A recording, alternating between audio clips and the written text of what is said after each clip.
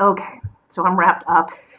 I have a t-shirt on under here. It's below freezing right now in New York. I have to get ready to get my fan service, so I thought I'd do a quick note here.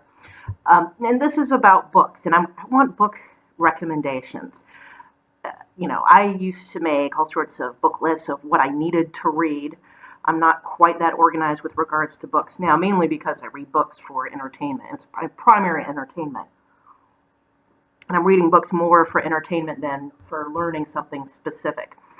The reason I'm doing this, other than, I'm just kind of running out of ideas, that's not true.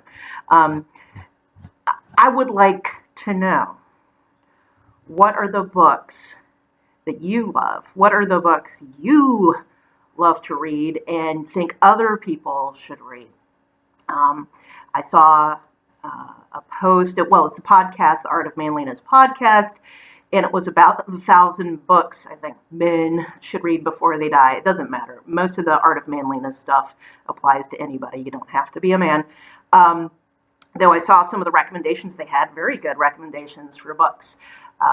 The couple of books that I kind of wish I had been told about earlier, but it kind of came at the right time of my life, was Dostoevsky and Crime and Punishment and Brothers Karamazov, which are my favorite novels now. I would say Brothers Karamazov is my favorite.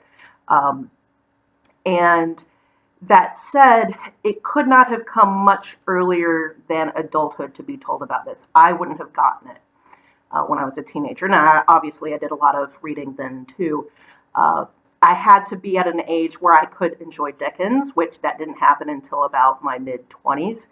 But excellent. And then when I finally tackled Moby Dick, I actually enjoyed that a lot more than I expected. I will be going back to Moby Dick and Crime and Punishment and Brothers Karamazov again and again. That's very easy when I have a long commute and I can get free audiobooks via my library. Dracula, which I had just done, it's just sheer entertainment for that one. That has some interesting stuff in it, but it's not quite as profound, if you want to say that about some of these other classic novels.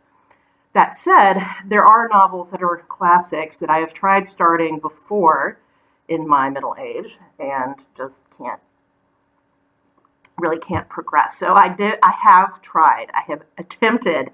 James Joyce says Ulysses at least twice. I don't get very far into that one. It seems self-indulgent. I'll just lay it out there. I liked T.S. Eliot's The Wasteland to a certain extent, but that was when I was a teenager, and you can put up with that kind of crap. I don't think these were as profound as a lot of people. There's nothing profound in obscurity and just being difficult for difficulty's sake. That's my opinion. So obviously I'm not on board with modernism or postmodernism, which is why I end up reading so many 19th century novels. Anyway, if there are any books that you recommend, put them in the comments. Obviously, I'm going to keep reading books and doing my Dickens project this year. And for April, it's Barnaby Rudge. It's not the worst. Again, I think Oliver Twist is the worst, but that's because it's the most sadistic. The books will get better after Barnaby Rudge. Dickens was trying to find his way. I think he was still in his 20s when those were going on. And it took him a while to develop until he got some really good ones, as opposed to merely popular, but ones that we can still read today and enjoy unironically.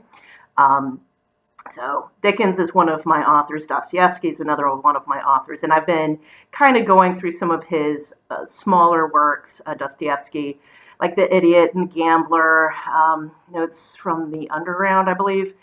I tried a couple different ones, but seriously, you just keep coming back to Crime and Punishment and Brothers Karamazov, and those tell me what I need to know. I think the other stuff is just, a little frippery.